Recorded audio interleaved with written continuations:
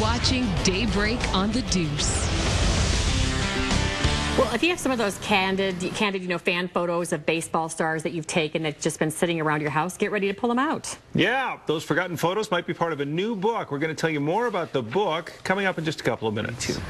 Well, dozens of books have been published with an eye on telling the history of baseball through a photographer's lens, but there's a new book in the works to tell it through the lenses of baseball fans instead of professional photographers.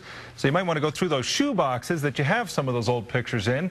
Author and former baseball executive Andy Strasberg is with us in studio this morning to talk more about that. Good to see you. Thanks for dropping by. Thank you. So you've been showing me some of these pictures, and let's just first clarify what it is you'd like to ask people for. Well, first of all, I don't have any pictures from Denver. Right.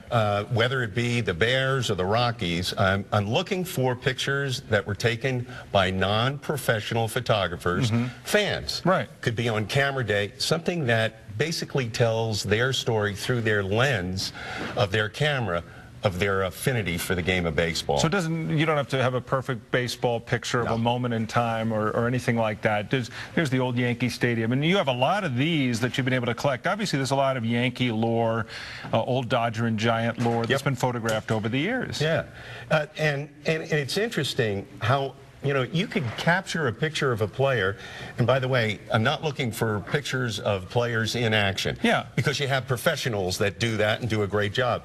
Before the game, after the game, it could be in the parking lot, walking into the ballpark, just before batting practice. There's a picture of Mickey Mantle. On the golf course? On the golf course. Yeah. He was kind of famous. You have, we're looking at some of the other pictures now that were taken. That's Carl Furillo, and that's at the 55 World Series at Ebbets Field. And it was taken by a fan, and you could see the photographers down below him shooting up with their film. With Roberto Clemente here, when you first started to tell me about this project, here's of course Jackie Robinson after his playing days. Yep. You made it sound like to me like the great HBO series When It Was a Game, but in a book form.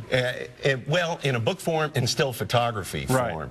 Because what they did is, and a lot of the ideas comes from that, they used film. Right. And I'm looking for the fan's perspective through still photography. This picture I'm holding up right now, you just showed me, is not one of your most famous players ever. Bob Shaw.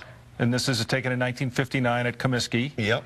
And tell me what you like about this picture, because you like each picture to have a certain story or ring to it. Well, the person that sent it to me, his name is Tom Larwin, and he's a fan, and he said every time he looks at that picture, he remembers the day, how hot and humid it was, and the fact that Bob Shaw was wearing a wool uniform. Yeah, that was not exactly the comfortable threads these guys wear today. So how do people get in touch with you? If they have a picture, how do they find you? Well, Fantography.net is the name of the website, and it's spelled Fantography.net. Okay. And then you just go there, and there's a very easy process to upload your picture.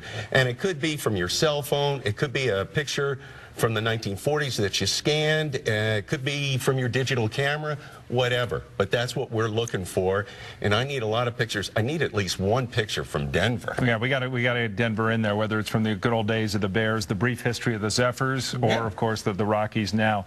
You worked in baseball for a long time, working with the San Diego Padres, and you have a passion, a love for the game. It shows. Yeah, I was actually married at home plate in 1976 after the season. Yeah, it has been a good part of my life. That counts as being in love with the game as well. Good luck with this, Andy. It's nice of you to come by. Thank you very much, Tom. Andy Strasberg joining us this morning. Again, it's Fantography.net.